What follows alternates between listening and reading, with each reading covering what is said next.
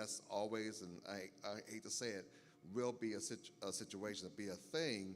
But then any type of violence that happens within our communities of color, but economic empowerment, education, we have a whole bunch of gaps that we need to fill, right? And I think NAN is a great platform to help people achieve closing those gaps, right? Political gaps, wealth gaps, business gaps. Can you speak to some of that? Yes. First, I want to put a little bit of a correction there, because we don't only want to bring people to National Action Network that have problems or they need resources and assistance. Right. Actually, we're in a place right now where we're really looking, and I know personally myself, along with Reverend Mosley, we're really looking to bring our strong leaders back to the forefront, because I think that, like the Bible says, the poor will be with us always. And we have enough of us, as the preacher said last night, that's laying by the pool that needs help. But there's not enough of us that are coming together in one central place to say, how do we put our minds together? How do we put our money together? How do we put our resources together? So you had a dynamic panel of pastors that were up here, and I did want to ask a question, but I didn't want to ask a question. But how do we pull our resources together when you're churches and you're working together? How do we pull our resources together as communities so that when we do have people that we're going out to assist and help, we're doing it from a position of leadership and from power? Because what happens is, a lot of times with a lot of social justice organizations, NAN included, is that we have so many people that need help, and we don't have not enough people to be able to provide the services to help them. And so what my focus is on right now is looking for leaders who are looking to join NAN. And I think one of the cool things about the Western region that I like to promote when I'm even on the national level is that we have a diverse set of leaders out of our region that you may not get on the East Coast and in the South, because we want to be able to be an embodiment of what the total Black focus body is all about. So I'm not a minister. I'm not a clergyman. I said I was going to be a politician's wife, not a preacher's wife. So, but she know the word, though. Let me tell you, she's all over. Okay. But I did. I got into business. I wanted to do business instead, and so I brought that in. Our president of the Phoenix chapter. She is a PhD in IT. You have yourself, who has a wonderful school that's here. So there's a diversity. Troy, my big brother in the back, who's not paying me any attention. He's my big bro, so I tease him like that. He is a political strategist out in the Solano County Bay Area. So we bring diversity to show that leadership in the movement is now exceeding not only just the four walls of the church or in your general grassroots community activism, but we're professionals that are in the workplace, the education space, all types of diverse industries, and that we want to bring in more people that look like us. And if people see people like us succeeding, then they'll say, I want to be a part of that too. Why? Because there's a woman who owns a snack manufacturing company, and she's, still has the ability to help the community. There's no excuse that I can say, well, I can't give back. Or if I see a clergyman who also, has a wonderful school and other social programs for youth and young adults, why can't I join that too? I think that we have to go back to the top-down approach versus the bottom-up approach, and really begin to use our lives as an example to draw more people. Right. And so I've been looking to connect with chapters and develop chapter presidents and subsequent chapters in our different regions that really put people in place that embodies not only Black excellence, but community empowerment, personal development excellence, and really so that when people see them, they say, you know what, I want to be just like him. I want to be just like her. And then when the people who need help come in, they're also able to say, you know what, I'm not coming in and just asking for a bag of food or just asking. Right. We get that all the time. Don't get me wrong, we get people who come. I was just crisis line. Yeah. We have a crisis line that happened. I was just at the prison yesterday. One of the reasons why I could not make it to the event that we had, but went to see a young man, that had been dogging me for like the past 3 or 4 months, and like, oh, you don't come to people like me, and oh, you don't this, that, and the third. And I told Reverend Mosley, I said, I'm about to nip this in the bud. I can tell you what the other side of a prison look like. I know that, Right. And so I went in there, and he went through his whole saga and story, and song and dance and all those other, and he's getting ready to get out of prison. And I was like, okay, so you coming to work for me? You coming to get a job? Because Right. that's what I'm here. I'm not here to talk about all this other stuff with your case and all these other things that's going on. Do you want to get a job? Do you want to get back in the life of your children? Do you want to start a business? If you want to talk about progress, then you talk to me. If Right, you want to talk right. about pain, then you go talk to somebody else. Right. But I don't do that. I only hustle progress. I don't hustle pain. And so if you want to be a part of that, then you come join with me. And when we were done, I sat there at that table. We worked on his resume. I got him connected with the resource program. I said, this is what the reentry project. I work with reentry people, so I understood that really well.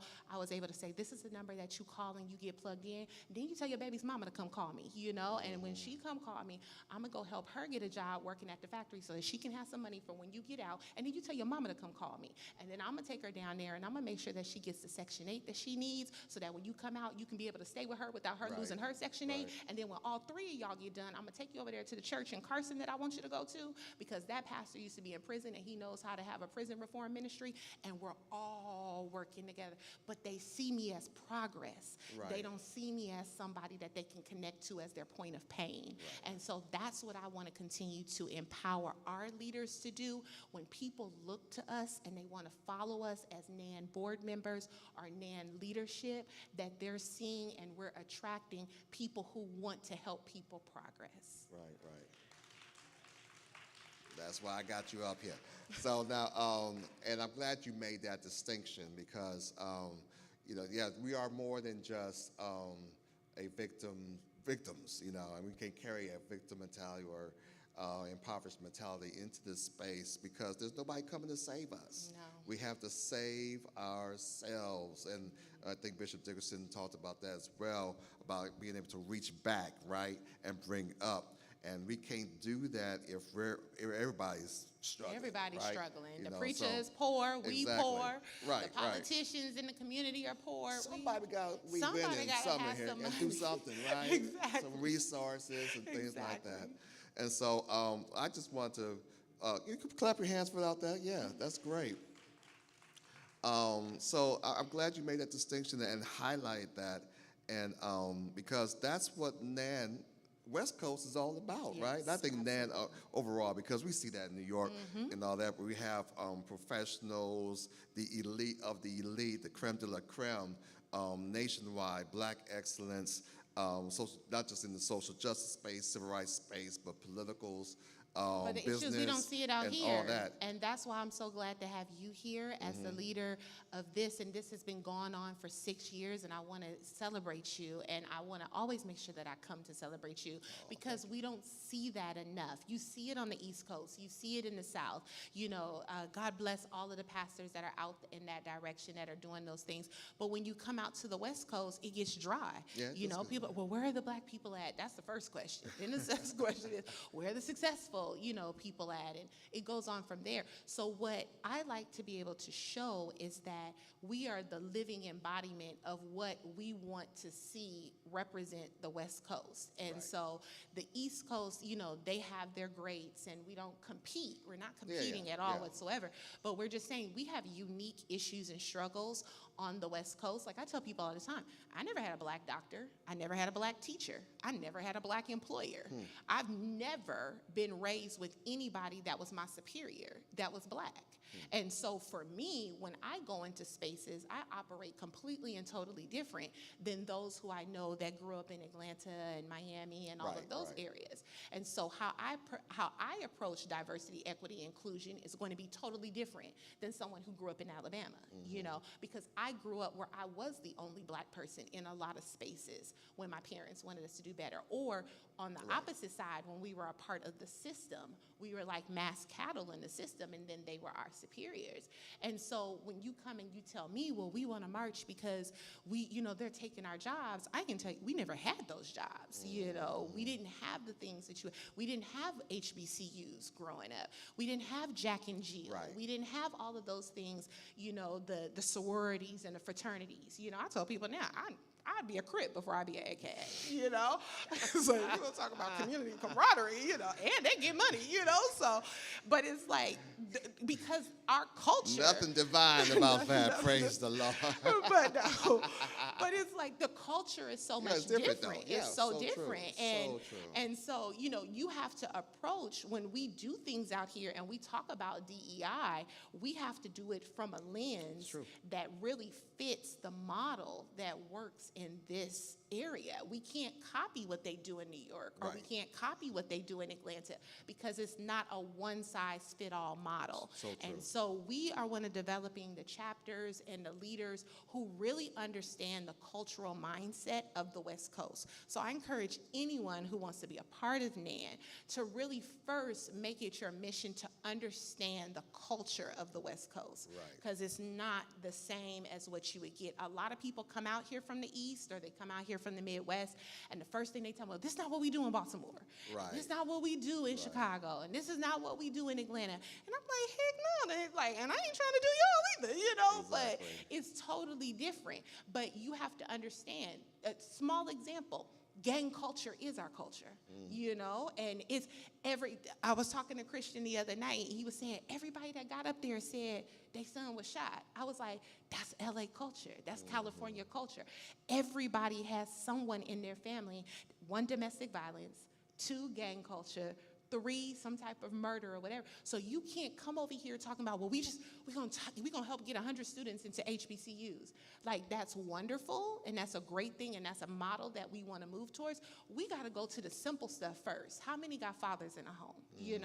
How many of you have been a victim of domestic violence? How many of you have been a victim of gang violence?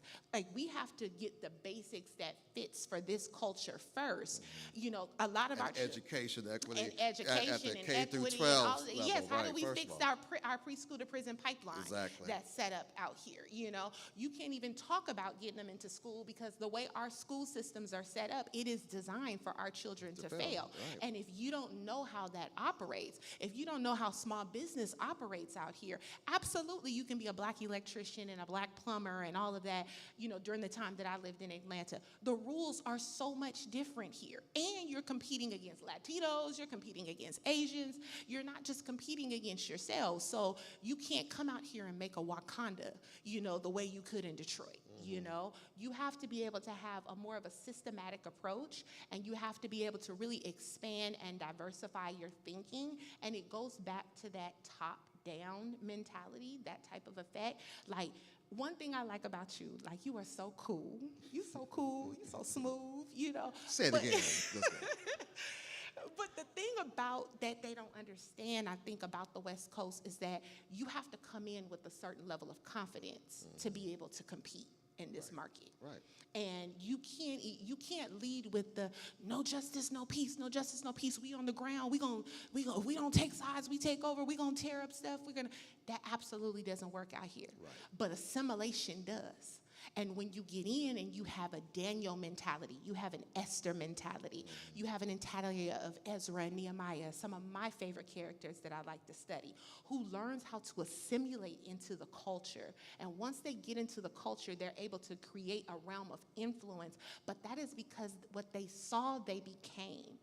But they never lost identity of who they were. Right. And then they were able to infiltrate it. So you may not know Ezra, Nehemiah, and Esther when I'm talking to the guy in the prison, but he knows Snoop Dogg. Right. And I can tell him, you see how Snoop Dogg was from Long Beach Crips, Eddie Sackett, we Longshore Crips out of Venice, California. Look at him. Now he's with Martha Stewart. That's true. At the That's Olympics, true. Yeah, the overseas. Olympics. You see Dr. Dre, all of that stuff that he talked about. He from the Rolling 60s, from down there in Compton. He from Jordan Downs. Now look at him. He got a school that's named after him at USC with Jimmy Iovine. And so there's a whole bunch. Now, you may not see Barack Obama or you may not see Kamala Harris, but if you understand the dynamics and the culture and you know how to assimilate, not without losing. Don't lose yourself. Right. But people like yourself who can come in and say, I embody this. I know your side and I know the other side, and I know how to help them merge together. That's where I feel like you can be most successful here. Right.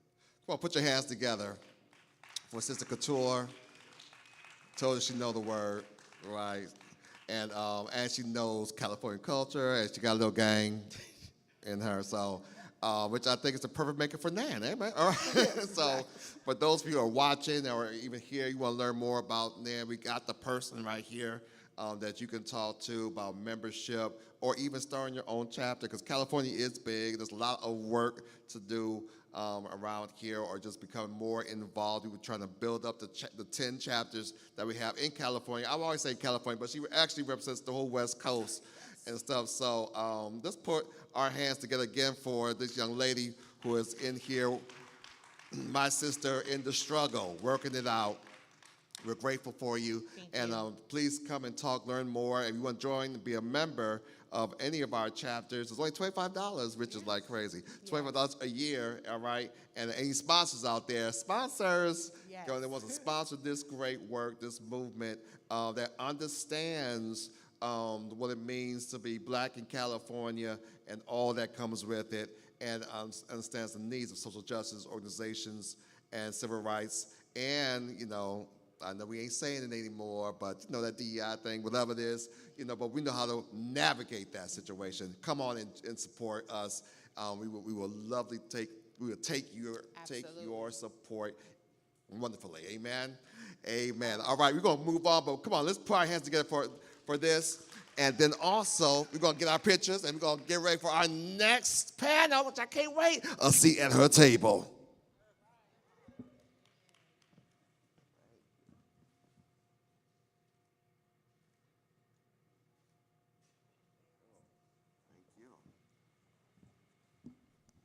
Where's my music at? I need my transition music. All right, so we're gonna move this back, prepare for our next panel. All right, so I need my stage people to come, and we're gonna set this back up for our ladies to come in. And we got a great panel. I've been waiting for this since I started planning. It's a seat at her table with, there it is, moderated by my lovely wife, Carlette Porter. And then we have Mayor Bobby St. Allen here, from Mayor of Elk Grove, y'all. Welcome to Genesis. And we got Sister Kendra Lewis, the chairman of the California Democratic Party Black Caucus. It's going to be wonderful. Come on up.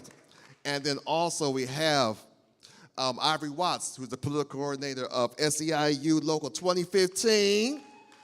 Tracy Stafford is here for vice chair of the California Democratic Party Equity, Diversity, and Inclusion Committee. Say that fast 3 times, right? And I don't know if Mike made it or not, but we're grateful for all these ladies here. You don't want to miss this. It's going to be transformative and wonderful. Give us a few minutes and we'll be right back.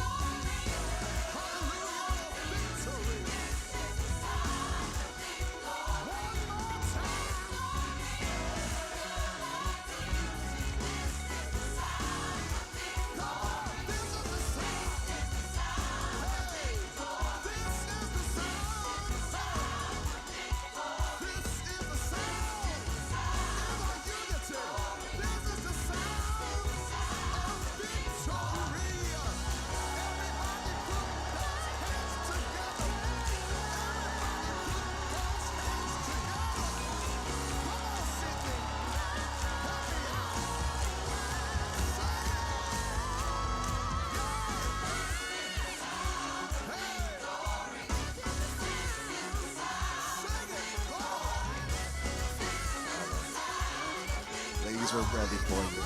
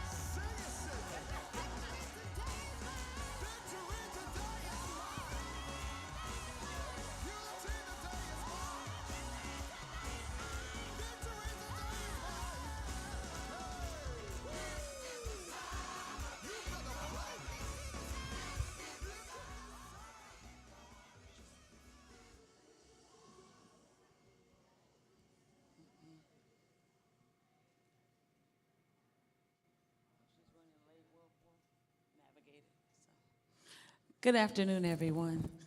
Thank you so much for coming again to NAN, to our NAN conference, still building. And right now we are going to have the last session for this afternoon before we get ready for our gala tonight, honoring our Next Wave cohort, as well as various dignitaries that we'll be acknowledging and celebrating on tonight. But at this time, we're going to have a seat at her table panel. We have some distinguished guests on this afternoon, starting with none other than our mayor, the mayor of Elk Grove, Mayor Bobby Singh Allen. Let's go ahead and give her a hand. Amen. And next to her, we have Miss Ivory Watts, amen, from SEIU. We thank God for her. Then we have Sister Kendra Lewis, amen, from, California, I won't get it right, chairwoman of the California Democratic Party Black Caucus. Amen. Give her a hand. And last but not least, we have Sister Tracy Stafford, amen, who is the vice chair for the California Democratic Justice, Equity, Diversity, and Inclusion Committee. Yes, that still exists. Amen. So we thank God for her as well. Amen. So we're going to, I have a subtopic. It's navigating leadership in a gendered world. Navigated leadership in a gendered world. And I'm gonna start with Mayor Allen, and the others can feel free to chime in. But I wanna start with asking the question, do you feel that there are specific challenges or advantages to being a female leader? There's a lot of challenges, and then I'll talk about the better parts. I think in terms of women running for public office, you don't often have access to the same resources. And women, we all often doubt ourselves. Mm-hmm. We always look to others, that maybe somebody else is more qualified to serve. When I was asked to run for mayor from our Congressman Ami Bera in 2020, I had self-doubt. I paused and why me? Why, and I went through a checklist of people. But that's when we have to realize, why not you? Mm-hmm. We are more than qualified. I mean, just think about running a household and the qualifications that it takes and all of the juggling and making sure that, we're on top of things. But women, it's much harder, but the advantages are we can lead with empathy. We can really bring a perspective to lean in on that we're, with men, sometimes I will see in, my male counterparts nationwide, they double down on kind of my way or the highway. And women will often really lead in a way that you're looking for compromises and you're looking to build consensus. So our negotiating skills and what we bring to the table are invaluable. So while the challenges are there, you can see that in public office everywhere, we are grossly underrepresented, particularly women of color. That's even a bigger disadvantage. But when we can power through that, sky's the limit. Anyone else want to piggyback on that? Well, I guess just a little. When it comes to the challenges, I think women, especially women of color, in this space, we suffer from the imposter syndrome a lot. And I think a lot of it is just really overcoming that, because one thing that I kind of think too is like a quote from Michelle Obama, is that a lot of the men who are in these spaces, they're really not that smart. They're really not that capable, and just like the mayor was saying, we have the empathy, we have the organizational skills because we're running households, we're doing all of this stuff, and quite frankly, there should be more women in these roles, because when you look at the population, it is mainly women. We are the majority, even though we are told a lot of times that we are not.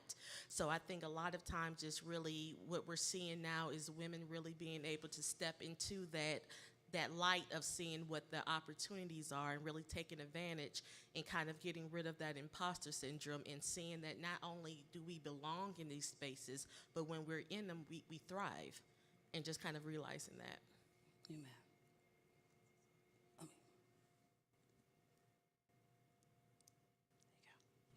And I agree with all that has been said here. Most definitely women are collaborative leaders, which I think really is the key. We will communicate, we will, give up some space in order for somebody to step in that can contribute to whatever it is we're trying to do. And I think most importantly, we need to recognize that women start at a disadvantage. You know, when you've got your male counterpart, no one's asking, why can't he be something?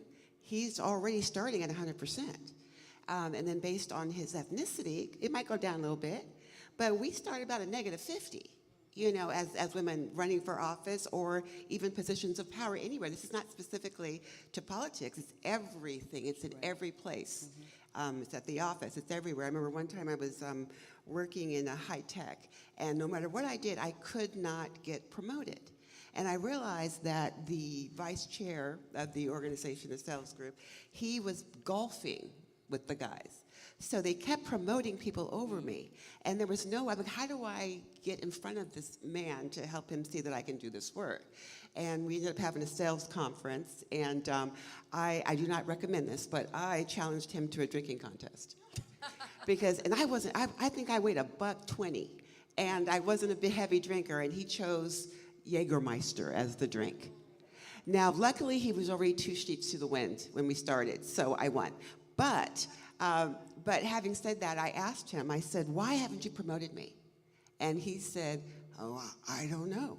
And that was the honest truth. He had never considered me. He had never thought about me, because he is in circles with these men that he is promoting over me. And I was senior manager within months of that. Wow.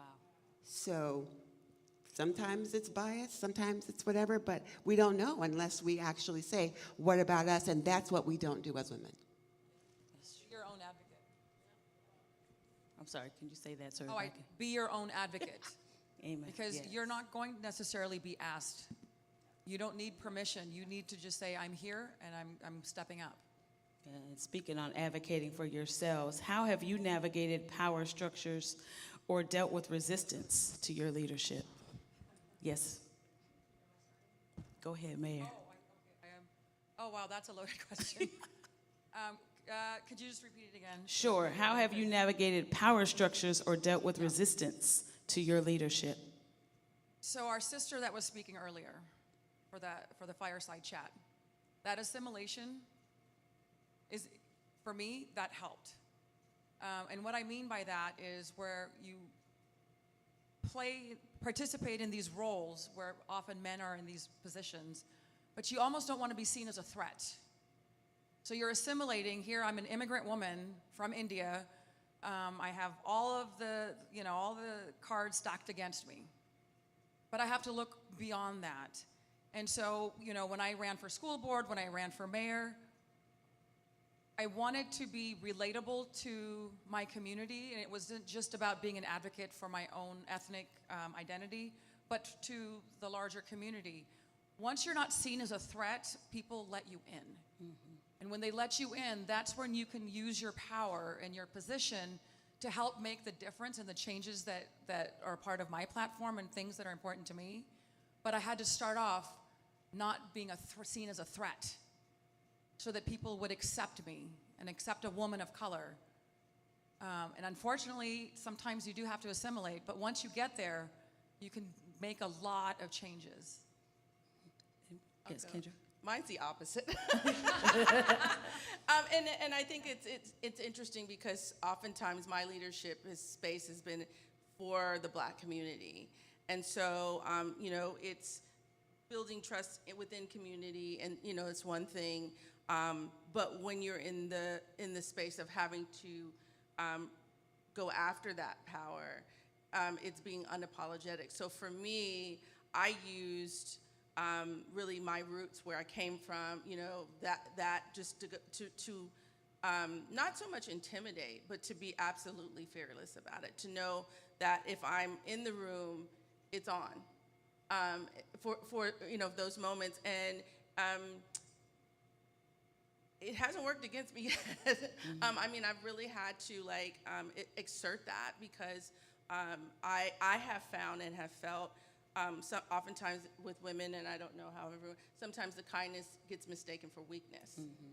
And so, not that I'm going barreling over, nothing like that, but at the same time, I have receipts and I will back it up. And so I think for me, that's how I've leaned in, because I feel like I've watched situations where we need to get something done or we're going outside, and you kind of sit back and play try to, navigate, and knowing, especially if it's something for women, advocated, and you just get knocked over. And so for me, I have been very comfortable, and I would say honestly, in prayerful and sisterhood, just, trying to, but very much kind of unapologetic about standing up. And I think for the service and the work that I've done, for me, it's worked. And can I say that part of our lived experiences is what shapes these beliefs. As an immigrant, I don't want to rock the boat. I want to be accepted. Right? So our lived That's the experiences right. bring sort of a different style and an approach. Absolutely. And as immigrants, we're already seen as outsiders. So as an outsider running for a position of power, that can be very intimidating and threatening. Exactly. And if I could add to that, Absolutely. I actually grew up in San Leandro, right outside of Oakland. We were one of the first black families to integrate San Leandro. And what I will say is I learned very early on that if they are intimidated by me, even if they're wrong, I lose, right? Because they have the power. And that navigation of that has kind of stuck with me, where even at my, I started to say old, at my age, I really am still kind of recovering from that childhood where I don't have to ask for permission. And if they're afraid of me, then they're afraid of me. I got stuff I got to do. Right? So we're just all, like you said, lived experiences really do have an impact. And if you're not conscious of it, you find yourself stepping back when you should be stepping up. Right. Well, I know we talked, I think Ivy mentioned it earlier, and Mayor as well, about the imposter syndrome. How have you experienced the imposter syndrome or other forms of self-doubt? And if you have, I think you alluded to it earlier, how did you overcome it? Well, I think it's the process of continuously overcoming it. Okay. Because, those thoughts will pop into your head, at the smallest of things. But I think one thing that I kind of lucked up with my position is me working with a labor union with a lot of women, especially black women.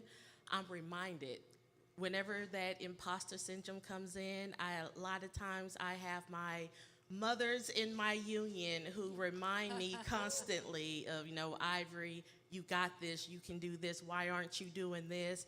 And a lot of times I'm like, well, I don't know if I should. And like, well, if it's not you, who's going to do it?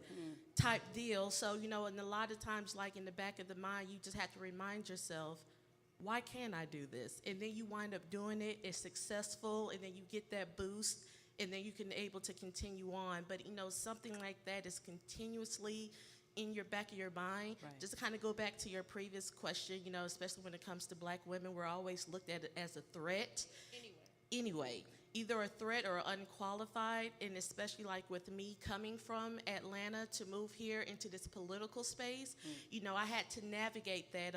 Who did this black girl think she is? She can't tell me about politics. She can't educate me. So I spend a lot of my time trying to prove myself. And at times, trying to put on that smile. At a time, you feel like the Cheshire cat because you're smiling so much, trying to prove that you're not a threat, that you can get along, that you can do this work, to the point where you're like, it is what it is. Believe me or not, trust me or not, but I'm going to do it. And you just have to really just have to keep that thought process in your mind that you are in this position for a reason, because nobody's giving us anything. So, we have to realize that we already have to be 2, 3, 4 times better than what we're doing to get the little and stuff that we have, and just really being able to keep pushing through that to continue on. Anyone else? That's good. Let's give a hand clap for that. How do you balance your personal life with your career responsibilities? Do you have a personal life? It's a work in progress. I think I feel like I'm in the second half of my life. I got married at 25, which in these days is very young, but then it was not so young, so much, and had children, and so we tried to balance that, and so I'm lucky that in my 50s now, my kids are out of college. They have their own lives and their own jobs. So I feel like this is the time. This was the time so much. It was harder then. It was unrealistic to do it. So I really, especially on the politics, started just getting engaged as my kids were going into high school, because it just was it was difficult. And then now I feel like I've been able to really push. So they're out of the house, so I don't have, and my husband's retired, so I get to really be free for the first time. But it's hard. I mean, it's taken all these years, and luckily, I'm in a position now where I really have a lot of the work that I do, both my day job and a lot of the volunteer work.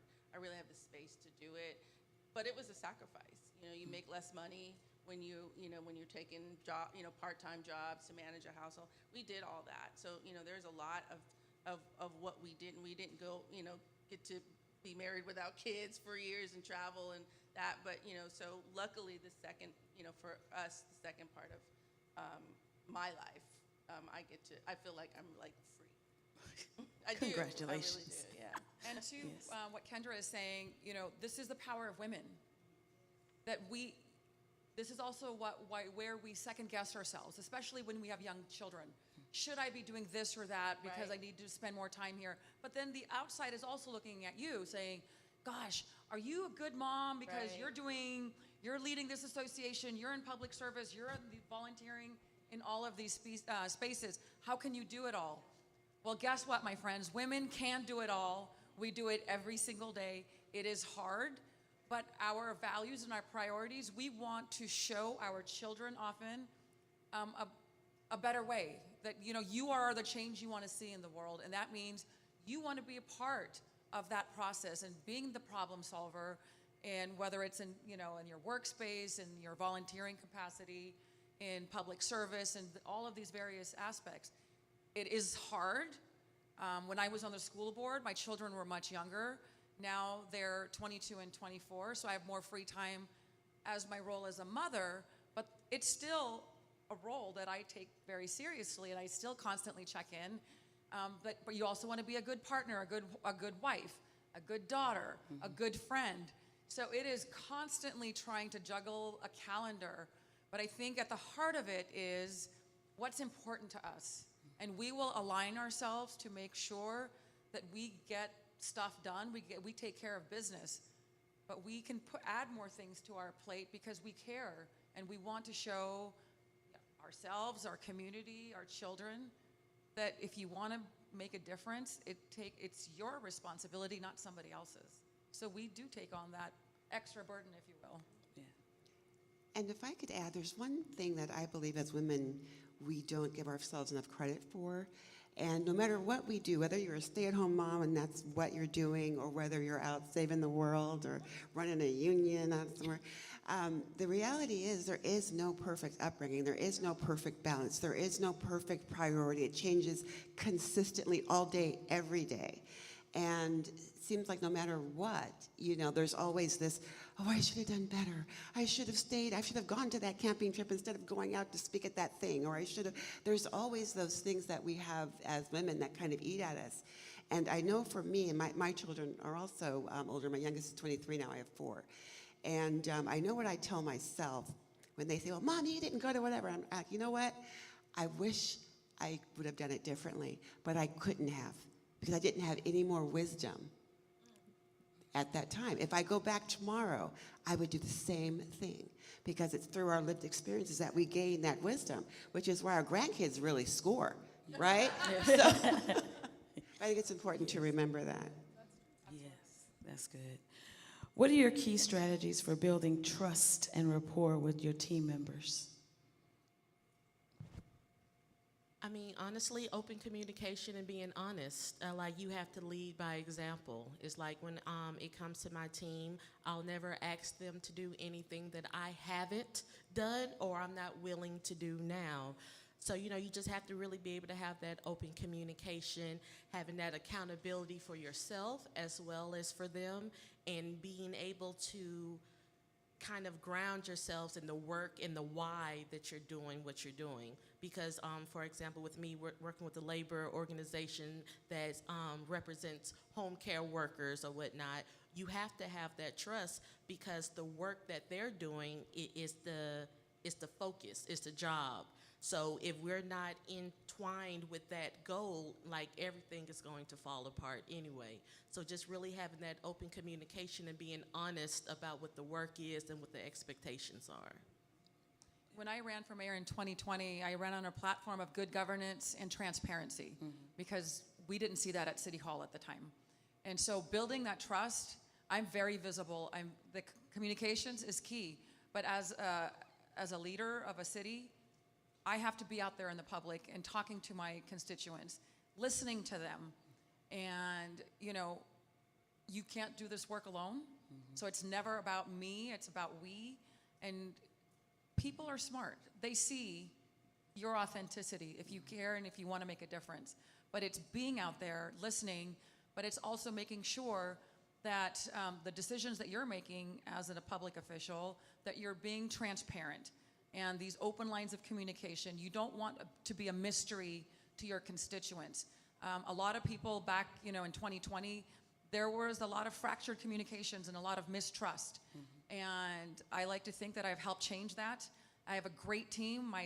The city staff, my council colleagues come from all walks of life and political affiliation, but we try to work together for the best interest of the community. And I think our community sees that, and we see that by way of public trust in the policy issues that are important, that we feel that we want to champion, but it comes through that building that relationship is where the key of trust comes from. And speaking of communication, how do you handle disagreements within your team? Or disagreements or conflicts? Disagree. I mean, I think that's healthy. Is respectful disagreements. And I think that when you're transparent and you're accessible, you can have those conversations. And oftentimes in the disagreement, you learn more about things you didn't learn. So I think, you know, having a space where people feel comfortable is first, that they can disagree and feel like there won't be repercussions for it. And so that, I mean, I believe in that because that's the only way you really get to a healthy discourse, especially in politics. You have to really have that trust built out. It's true. And I will say, often we forget that, you know, when we're having challenging conversations and challenging situations, that all situations are not workable. We say, I'm not a good leader because this didn't work out, or that didn't work out, when maybe you have somebody who's in your employ that doesn't want to work for a woman, or doesn't want to work for a black woman, or doesn't like their job, or is just there for whatever reason. And as women, we take that responsibility on. If I were a better leader, no, they don't want this job. So we really have to not try to heal everybody, you know, do what we know to do, but also know, you know, when to call it quits. I think that's really important. Yeah, I think key for me is that respect. We can have disagreements, and I will respect your opinion, and we can agree to disagree. On the city council, it's not always a unanimous. Often is, but it's not 100%. And we will agree to disagree and respect the other person's opinion, because my lived experiences, I'm shaped by my education, my background, and all of those things. But I don't want to discredit somebody else's values because I feel like mine are superior. Mine are my values, yours are your values. And if I don't see eye to eye on that, then that's okay. We don't always have to agree, but it's how you do that. I had training back in the day when I was in law school with interest-based bargaining, trying to find that win-win.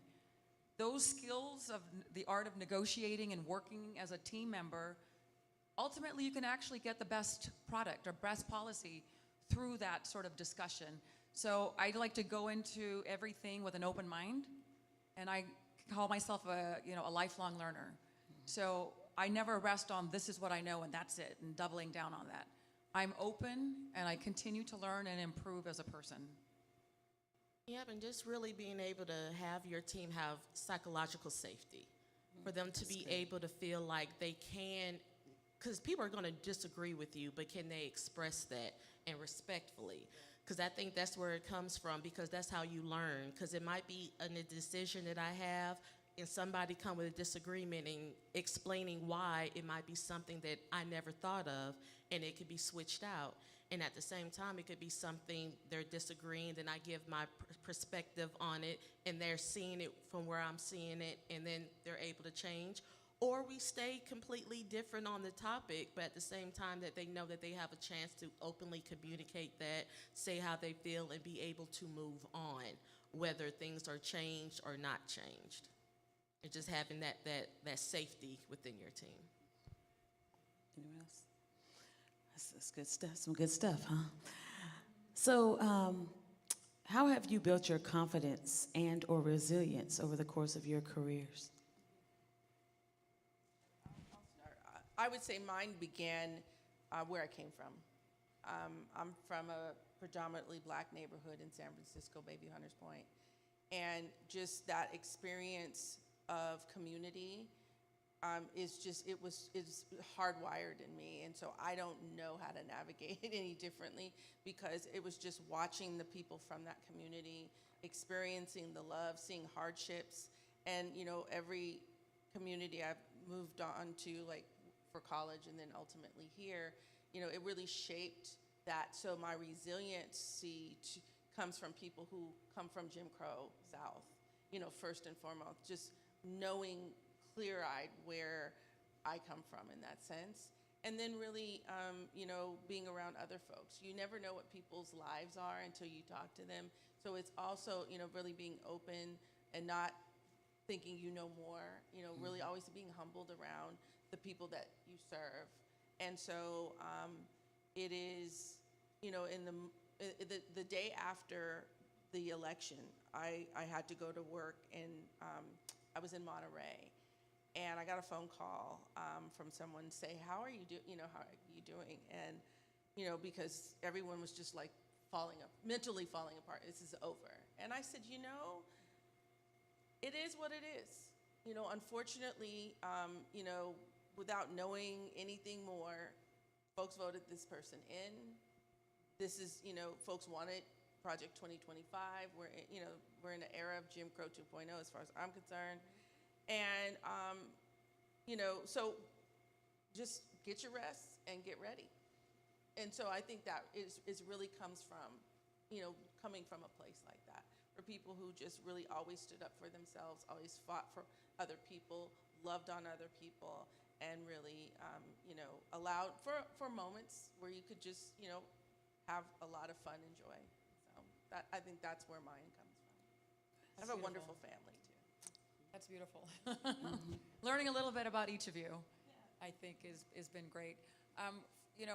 For me, my strength, my confidence goes back to my family, my faith, that immigrant story of my grandfather getting everybody together and moving to a new country, and thinking about my young mother. Yeah, I'll get emotional. Anytime I talk about my mother, I tear up. What it would have taken for this woman, this brave lady, to bring her children, her whole family, to a new world where she only knew her sister, my aunt lived here, but nothing else. And what that was like, and her strength and resiliency, and my grandfather's for a better life for his family. That journey gives me strength. And even of our darkest days, 2 elections being those darkest days, right there with you, sister. I also know of bright days, historically as well. The bright days that gave us 2 terms of President Obama. So bright days are always ahead of us. I'm always an optimist, but my confidence always comes on the backs of others and their pain and suffering, that I want to learn from them and grow as a human being, as a person. Not only my family, but all families. That empathy is very humbling when you walk a mile in anybody's shoe. I never think that I'm the smartest person in the room, or the best dressed or prettiest or any of those things, because I know that there's always somebody who knows more and is better. So you need to have an open mind. But being that continuous improvement, lifelong learner, that in itself gives you confidence and strength. And those are tools that have helped me get to this stage when we can all have doubt. be it a lifetime event or an election or any of those things, maybe our own poor decisions, but we have to, but those are all teachable moments also. So just as an optimist, I lean into faith and family, and it's guided me to this day, so thank you. Awesome. Thank you. Yes, ma'am. Well, that's Yeah, that's good. Yeah, awesome. I've, same thing. It's like lived experiences, and some of you may know my background. It's pretty rough. I was orphaned at 12 with my 4 siblings. I was raised in poverty, and back in the days when they had the food stamps with the colors.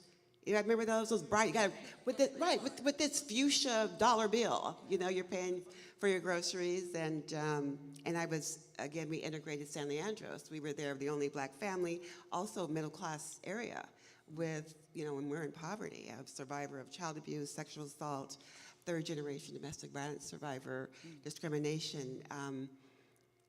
After something like that, it's like, resilience is just kind of built in addition to the world in which we have to navigate, just showing up how we show up. So it was always interesting for me because I had nothing to lose. People are like, oh, you're so courageous. I'm like, okay, as opposed to what? Compare running for office compared to what my life had been is nothing. So I think a lot of it has to do with just basically what your experience has been. And I remember when I was 11, my mother had just passed away. I was 12. She had just passed away, and we were in Catholic school. She had gotten us in on scholarship, and we had to work in front of all the other children, cleaning the ground and sweeping and cleaning the chalkboards in front of our peers. And I had a teacher that actually said that black and brown people, now this is like 79-ish, that black and brown people could only be servants in front of the entire class. Wow. And he said it a couple different ways. I remember I was breaking a pencil, I broke a pencil, he said something else, I broke another pencil, and finally I said, sir, I'm out of pencils. And he said, I'm just telling you the truth. I'm telling you what is. I ended up in the principal's office breaking pencils. And what she told me was that I would have to acclimate to what the world would allow me to be. Wow. And I never forgot that. And I would achieve something, and I'd say, take that, Sister Marietta. I will never forget her, because she did drive me, because my passion is about never having another child experience what I did. And we can do that. And that's what drives me. And it keeps me hopeful. Wow, that's amazing. Yes. Pretty amazing. How have you addressed potential bias or stereotypes that you've encountered in your career? Wow. Yes. How long you got? Oh, we got some time.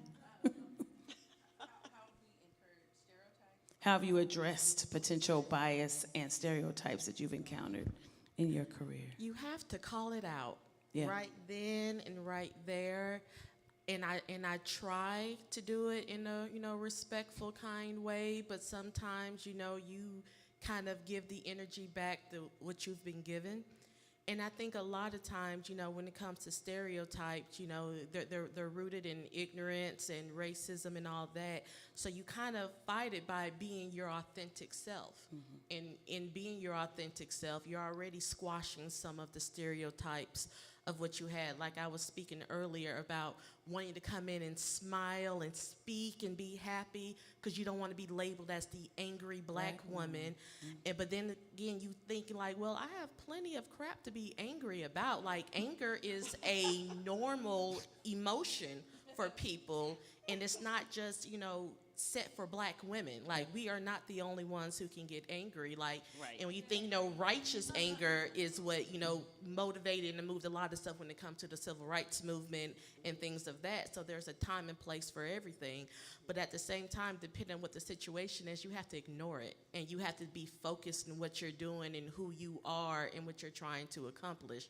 Because no matter what you do, good or bad, somebody's going to always have something to say.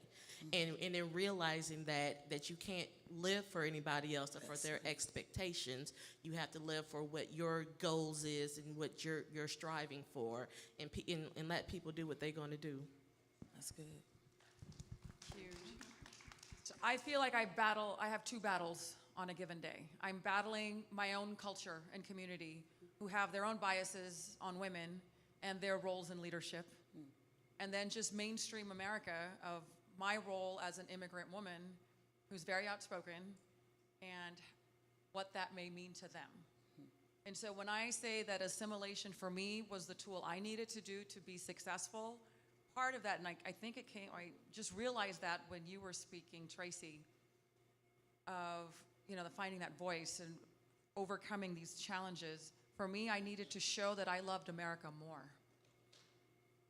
Just think about what that even might look like. You know, as an immigrant, that I love this country more. This is how much more I'm willing to do. This is how much more I even know about the Constitution, basic things, our American history. Those were things that I didn't know that I was consciously doing, but I knew I needed that acceptance, because part of my struggle and journey is feeling that I'm enough.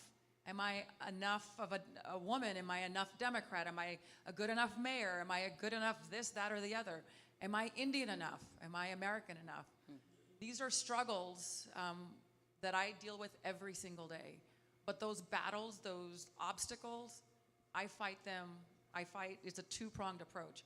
My own culture and community, that I have to push back and hold them accountable for their own biases coming from India, and then just our own, for the lack of a better word, just our American society and my role within it. So it's a lot. It's very taxing. But I want to show my children that their mom can overcome these things. And they're proud feminists, which I'm so proud.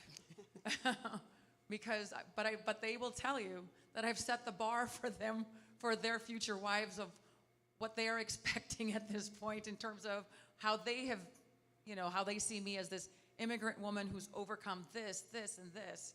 So now they have this idea of what I can do and accomplish, but that's also, I think sometimes unfairly, they take into society of, well, if my mom can do all of this, so can all of you.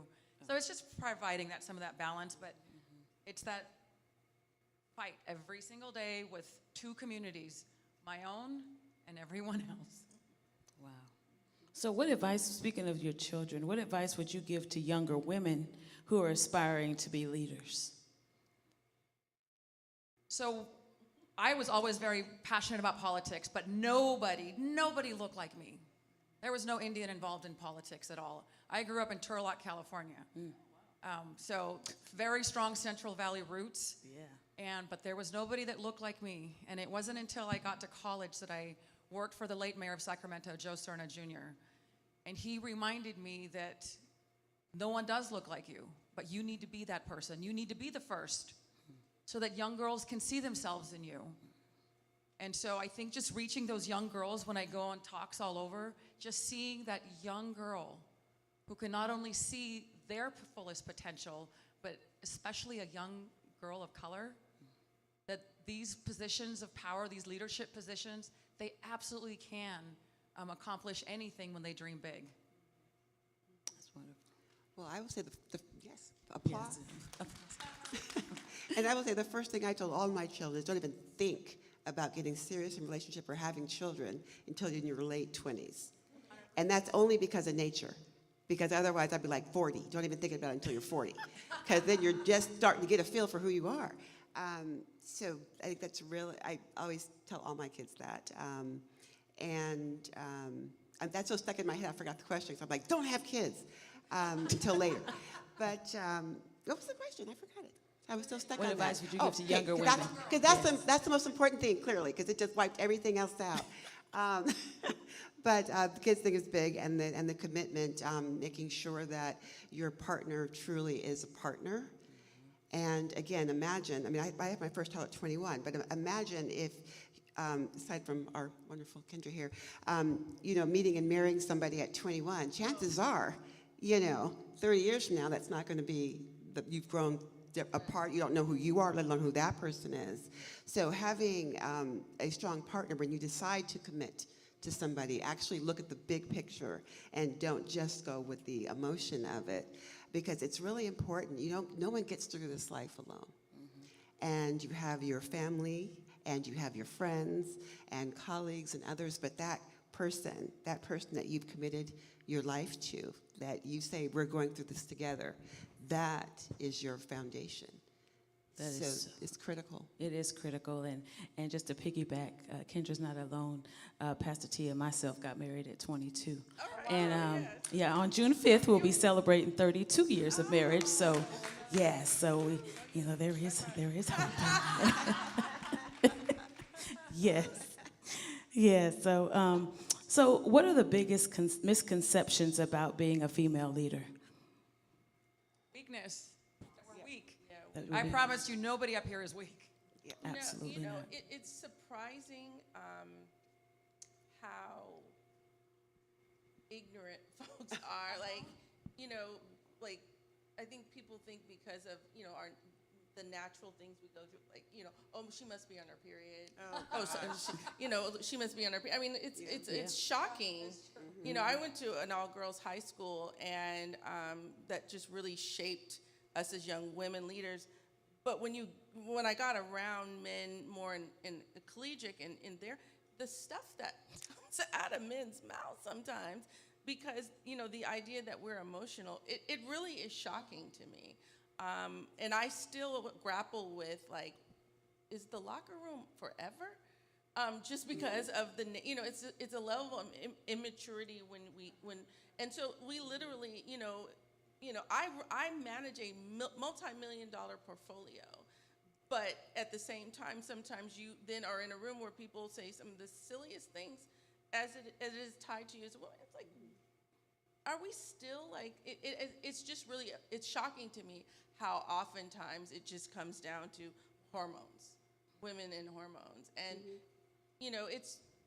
that's just a fact. Get over it, work around us, and leave us alone. Whatever we got to do to get through, it's not, anyway, I'm not going to go into menopause, but. I was going to say, you can't forget that, because that's a whole God forbid you fan yourself. Right. Now it's I'm hot. It can't now be it's hot. hot flashes. It I'm can't be dying hot. from these fans These are about lights to are take me out. killing These me. lights are about to take me out. You think about Kamala Harris's campaign and Hillary Clinton's campaign for president. Yes. On things that they were criticized for just being women. Yeah. Like, you could not have a bad day. When you were sick, oh, she's not strong enough. I mean, come on. This is, and the media doesn't help. But this is a constant battle. Here we are in 2025. We are still complaining about the same things. I mean, I am hopeful for the next generation. I will say that the youth that I speak to, there's a lot more respect out there for humanity in general. But we as women, doesn't matter. I just think about those two campaigns that are in our, current memory of what they have gone through and how horrible the media was, and just people. They took them as weak, not strong enough. They're angry for the same skills that you bring to a boardroom. Right. Strength is then weakness or anger. Like, it's just mind-boggling, but it still exists. And intelligence. Wow. That's one of the big intelligence. ones. The assumption is that we are not as smart. I have a It's law really degree. I fascinating. will check anybody Yeah, on that. yeah, no, exactly. And to be honest, I didn't think I was that smart either. No, we Yeah, taught ourselves. it wasn't until I earned my master's degree. Yep, I earned my master's degree, and I had it was one of my professors that wanted a one-on-one with me, Yeah. and she pulled me aside. She said, "I see you sabotaging yourself." Oh, yeah. And what she saw was everybody kept telling me I was wrong. And I was like, well, yeah, I'm not the smartest. I wasn't the smartest in my family, not the smartest in my class. And she's like, you've got a 4.0. Yeah. It's not you, it's them. 100%. And I graduated with a 4.0. But had she not pulled me aside and said that to me, I really was pulling back, maybe I'm not smart enough for this. And Men then who are half as qualified, we will somehow look at them as they're qualified. Yeah. But you doubted yourself. I doubted myself when I ran for mayor. I was looking at others. When you look at resume to resume, they had half the resume that I did. Wow. I have a law degree. I have a master's. I have run the private sector and nonprofits and run a trade association for over 25 years. I served on a statewide board. And even me, who I thought, I'm smart, but even me in 2020, doubted myself. That's just 5 years ago. And men don't do that. Men don't do that. They can have literally 20% of the qualifications. Yep. I can They do know it. that. They know that. See, but this right here is what women need to hear. Yes, Because you assume, absolutely. you see somebody up on the podium and you're thinking, wow, they've got it all together, you know, and although we do, that's not the point. But we have those voices, we have how we grew up, we have all the stigma and everything else everybody else faces, but we do it anyway. That's the only difference, is that we do it anyway. And we need to stop, because this is how we elect bad leaders. We need to stop. And it starts with all of us. Absolutely, absolutely. So speaking on that, how would you encourage women to pursue leadership roles and not be unapologetic about doing it, to pursue them? Yes. To pursue them. Like point blank period, to go out there, you see that, if you think that you might not be qualified, go anyway, because they can train you for the stuff that you do not know. A lot of times we feel like we have to be overqualified for certain opportunities, and then when you look at the men's side of it, I was like, they don't have half of what you have, half of the education, half of the experience, half of anything, but they go into situations thinking, this is mine, I have it, no issues or whatnot, while we're sitting back always constantly doubting and wondering if we're good enough. So my advice to them would be, like, go out there, apply, put yourself out there and see what happens. Like, only thing they could say is yes or no. But if they say no, then you're prepared for the next time around of what they're asking, what they're looking for, so you know how to come back at them. So we need to stop being able to doubt ourselves and just really just put ourselves out there and pursue it. Yep. And practice. That's it. Just do it. What's the worst thing that can happen? What's the worst thing that's going to happen? Just try. And so many people are afraid because they don't feel they're perfect. And there's many opportunities to serve. It's not just elected office. It's getting involved in boards and commissions. I feel it's my responsibility. I recruit, I put the word out there, and I look for women of color to serve on these various roles. As elected leaders, you have a responsibility to bring and recruit, but it does take, it's just as simple as applying and showing up. But it's in all aspects. I tell young girls in middle school and high school, seek those leadership positions, get involved in the school, take that with you to college and the workforce and all of those. These opportunities are not going to be created for us. It's like, if you want a seat at the table, you got to pull out that chair and sit down. It's not going to, those spaces aren't going to be automatically created for you. So we just have to show up. And I think we have more of an obligation in this day and age now, because I would say some of us up here, you seem really young, but lived, at a time where women, when I was born, women couldn't have a checking account. And so it's important to remind young women who generationally have never seen, they've only seen women doing anything. They've only seen Hillary and Kamala and all of us. They don't know that in 5 minutes it could be gone. And so it is so important to know your history, respect that history, and charge 10 times for, not, for the small things, for the big things, like, go for it. But I think it's really important, because sometimes it's easy to take advantage of things you don't see and you don't know. The right to vote. There's so many things that women just received, 3 presidents ago, full citizenship as women in America.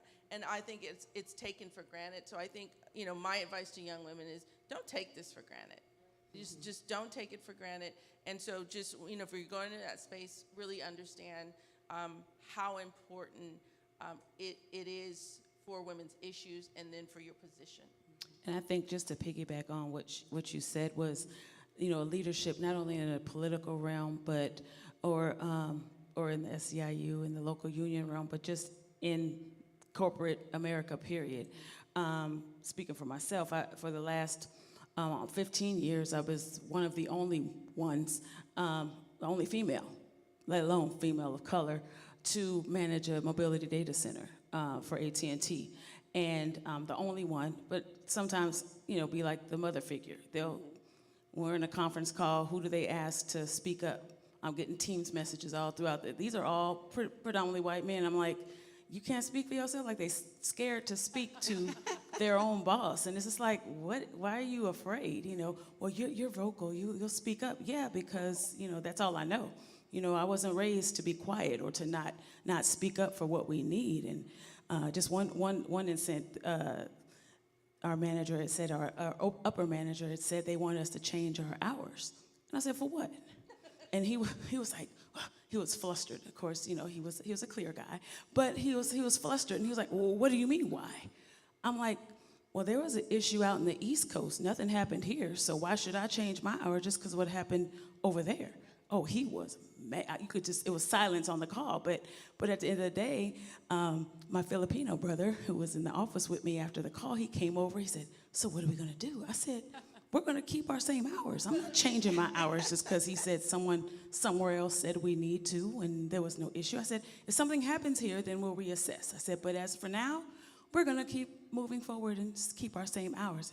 Okay, he went back to his office, but we have to advocate for ourselves in whatever space or place that we're in, and us being able to embody that and to show others, wow, she's strong, she's assertive, she's not overbearing, but she's letting her voice be made heard, and not cowering down just because of what someone says someone else said. We have to advocate for ourselves and make sure that the spaces and places that we're in, our voice is heard, especially in this day and age. We cannot cow down and bow down, but to keep moving forward and empower others to do the same.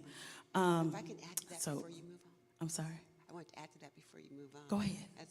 I was going to say, often we're the ones that are doing that, right? Like, you're leading it, but be an ally to that person. That stood up and said, why are we doing that? That's a really good question. Why are we doing that? But what happens is you end up being the lone voice, and they're all cowering somewhere in the back, which I think is really important. And then also for young women who are thinking about leadership, especially if it's philanthropic, right? If they're doing, whether running for office or just anything philanthropic, I would always recommend that they have a passion for what they're doing. Absolutely. Because if you're working for free because you wanted to get on this board because it's going to get you to something else that you want down the line, you're going to be miserable. You might not, have the passion or do the job well, and you've shot yourself in the foot moving forward with anything else you might want to do. So have a passion and be an ally. Absolutely. Absolutely. So how do you stay grounded and take care of yourselves? Well, I'll start with that one because that's a new one for me. I haven't shared this publicly, but I recently had a small B-cell lymphoma diagnosis. So I've been dealing with cancer for the last too long. And I will tell you, it doesn't run in my family. Nobody has it anywhere, uncles, aunts, anybody. It's nowhere. It's stress, me not taking care of myself, me putting everybody else ahead of myself. And when we think about self-care, right, what do we think about? We think about let's go to the spa, or let's take a bath, or I'm going to do this dance class, or I'm going to go work out, when a lot of times we just need to be still.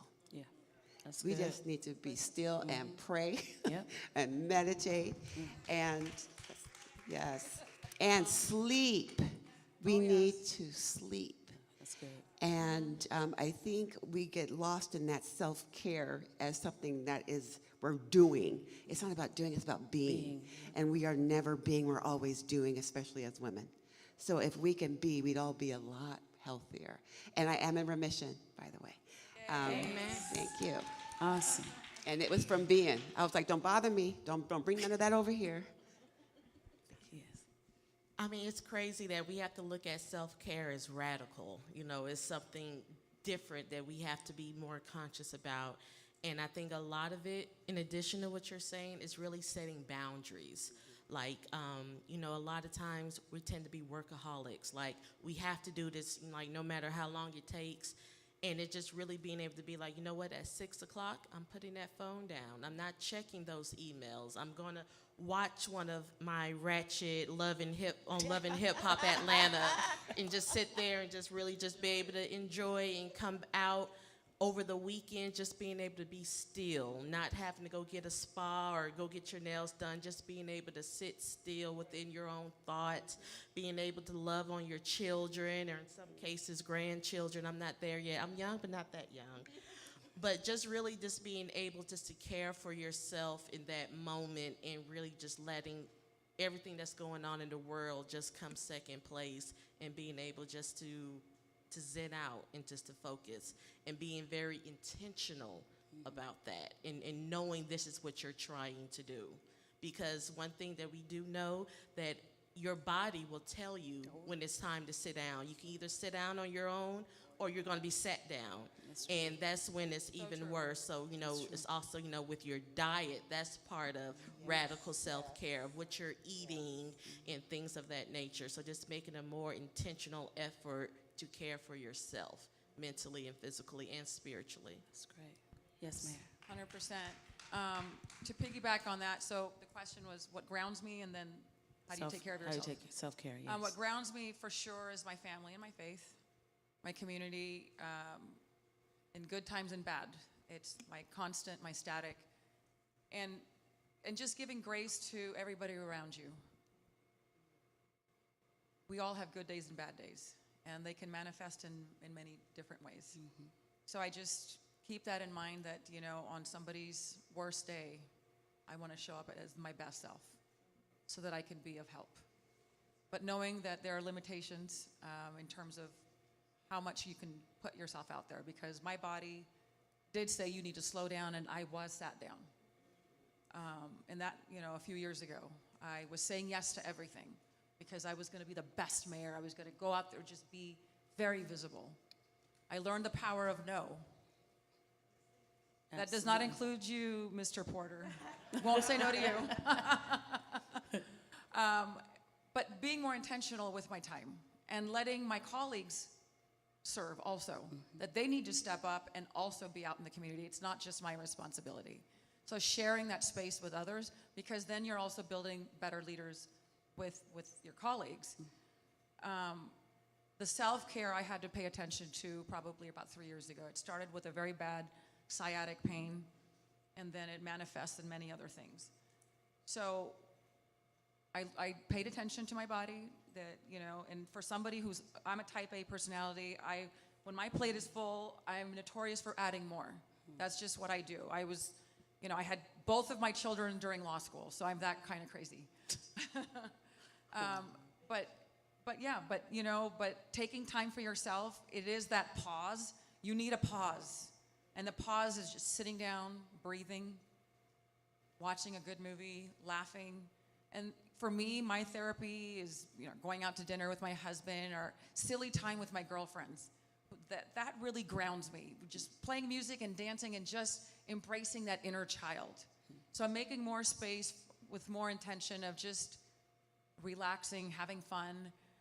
It's obviously not all the time, but I do with intention every single day. I started walking every single day, so I walk 45 minutes a day. Awesome. And that's meditation right there. Just time to just check out. And that was a gift back to myself. Did I have the time? No, but I made time. Because if I didn't do that, I probably wouldn't be sitting here. So listen to your body, make space for yourself. One thing that I speak about almost every year, well, at least for the past couple years at our women's conference, is that no is a complete sentence.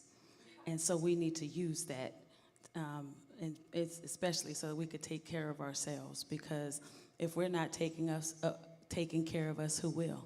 And there's so many people that rely on us in all the different facets of our lives. So I'm glad to hear, self-care. And I know, Sister Kendra, you didn't say what you do for self-care and how you stay grounded, so yes. I'm working on it. I'm a work in progress. I just, I'd be lying if I said anything else. I'm really working on it because I have realized that my health has definitely changed, especially being menopause and the level of stress. And I internalize it. So, I really am working hard just to figure out a way. I will say my guilty pleasures is laughing. I love, although a lot of people don't think I laugh.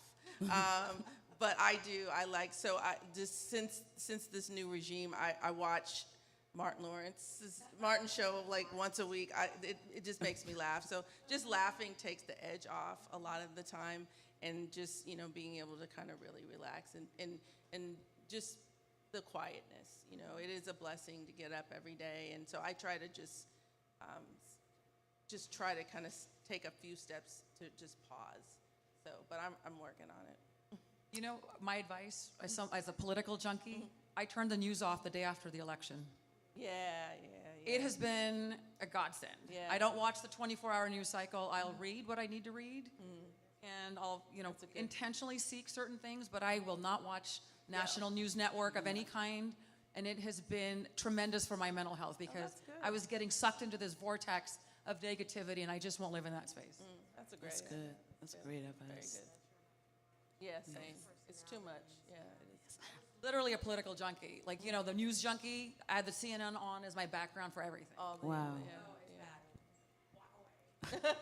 Right. I think we have time for a couple of questions. If anyone has any, you could step right here to the mic for our panel before we break and transition for our gala tonight.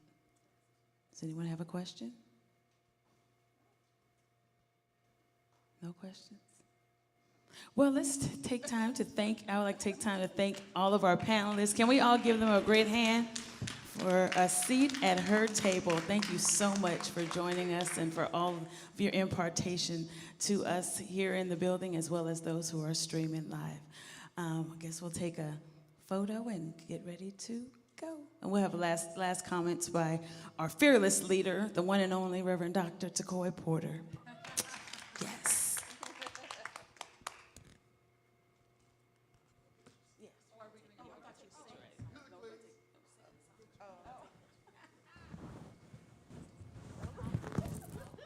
All right, come on, put your hands together again for this wonderful panel, a seat at her table, politics edition. Let's go this way. Yeah, come in. Yeah, there you go, yeah. All right, them first. Music, please.